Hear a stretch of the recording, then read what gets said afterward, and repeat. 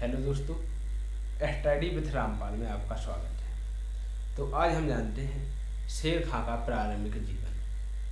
शेर खां का प्रारंभिक जीवन किस प्रकार से गुजरा, शेर खां की बचपन का नाम क्या था और शेर खां के बाद शेर शाह ये कैसे हुए। इनकी सभी प्रारंभिक घटनाओं को हम बहुत आसानी से जानेंगे, क्योंकि हम जब किसी लेसन को याद करते हैं या पढ़ते हैं तो वह लेसन हमें तभी समझ में आता है जब उसे हम प्रारंभिक से पढ़ें। यदि हम किसी टॉपिक को किताब उठा करके बीच से पढ़ने लगे, ये संभव है कि हमें समझ में नहीं आएगा। यदि किसी घटनाक्रम के बारे में हमें शुरू से सुनाया जाए या पढ़ा जाए, वह घटना हमें आसानी से याद हो जाती है। यदि किसी घटना को हम बीच से देखते हैं, बीच से पढ़ते हैं, वह घटना हमें याद नहीं होती है। इसलिए हमें किसी भी लेसन को समझना है तो उसे हमें प्रारंभ से पढ़ना जो होगा। जिस लेसन को हम प्रारंभ से पढ़ते हैं वह आसानी से हमें याद हो जाता है। इसलिए हम शेर शाह का प्रारंभिक जीवन, हम शेर शाह का लेसन पढ़ा रहे हैं, जिसमें हम उसे शुरू से प्रारंभ से स्टार्ट कर रहे हैं। खां का प्रारंभिक जीवन। शेर शाह का प्रारंभिक जीवन क्या था, इनकी बचपन का नाम, पिता का नाम, वो जन्म कहाँ हुआ, शिक्षा किस प्रकार की, कौन कौन से सब्जेक्ट में उन्होंने शिक्षा ली और नौकरी कहाँ की और बिहार पर अधिकार उन्होंने कैसे किया। तो हम जानेंगे कि शेर खां की बचपन का नाम फरीद था। इनके पिता हसन थे, जो बिहार के सहसराम के छोटे से गांव के एक सूबेदार। और शेर खां के बचपन का ठीक समय मालूम नहीं है। लगभग इनका जन्म 1486 ईस्वी में हुआ था। इनके पिता हसन शेर खां की सौतेली मां के बस में थे, इसलिए लड़कपन में इन्होंने अपने पुत्र की ओर ध्यान नहीं दिया और 15 वर्ष की अवस्था में शेर खां ने घर छोड़कर जौनपुर चले गए और वहां पर विद्या अध्ययन करने लगे, जिसमें इन्होंने शिक्षा में अरबी और फारसी भाषा का अपनी कुशल बुद्धि और एकाग्र मन के कारण अरबी और फारसी भाषा का बहुत अच्छा अभ्यास किया और इनके विशेषज्ञ बन गए।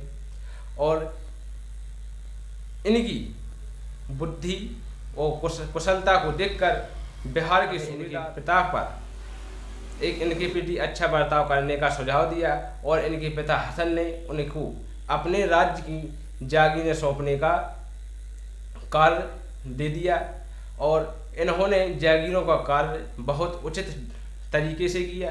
लेकिन इनकी माता के द्वेष के कारण इन्होंने दोबारा घर को छोड़ दिया और ये वहां से भाग करके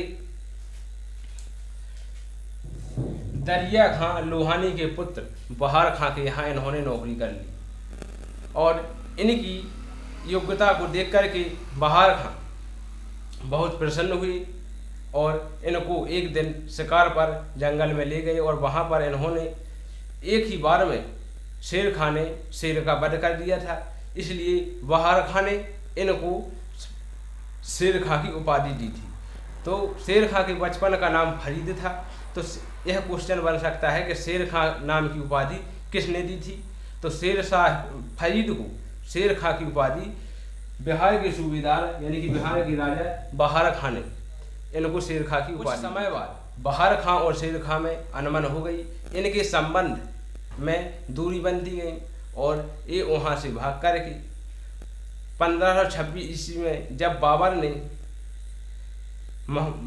जहूरुद्दीन मोहम्मद बाबर ने भारत पर, उस समय शेर खां ने बाबर की युद्धों में उनकी सहायता यानी कि सहयोग दिया, जिससे प्रभावित होकर के बाबर ने शेर खां को उनके पिता की जागीरें सहार की सहसराम की जागीरें इनको और वहाँ का इनको शासक बना दिया। और फिर आगे चल करके इसके बाद बिहार पर इनका अधिकार किस प्रकार से हुआ।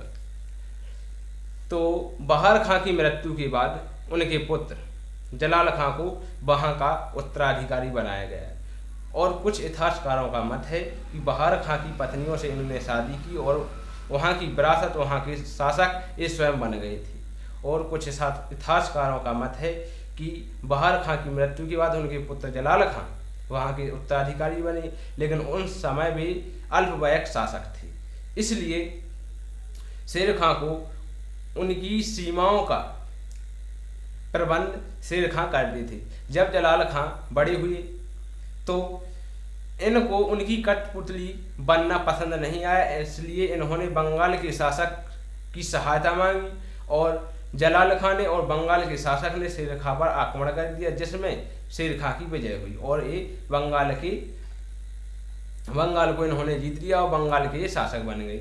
सन 1539 ईस्वी में चौसा के युद्ध के बाद शेर खां की शक्तियाँ बहुत बढ़ गई थीं और 1540 ईस्वी में कन्नौज के युद्ध में हुमायूं को इन्होंने पूरी तरह से परास्त कर दिया और हुमायूं को भारत को छोड़कर जाना पड़ा। शेर खां ने हुमायूं से भारतीय सत्ता छीन ली और इन्हें सूरी वंश की स्थापना की। लेकिन अब हम इस वीडियो में और आगे अगली वीडियो में जानेंगे इनके प्रारंभिक आक्रमण और इनकी सुल्तान के रूप में आक्रमण और इनकी शासन व्यवस्था किस प्रकार की थी, भूमि व्यवस्था किस प्रकार की थी और सैन्य व्यवस्था किस प्रकार की थी। अगली वीडियो में इनकी सफलता के कारण और असफलता के कारण क्या क्या इनमें कमी थी, इस वीडियो पर और टॉपिक पर चर्चा करेंगे।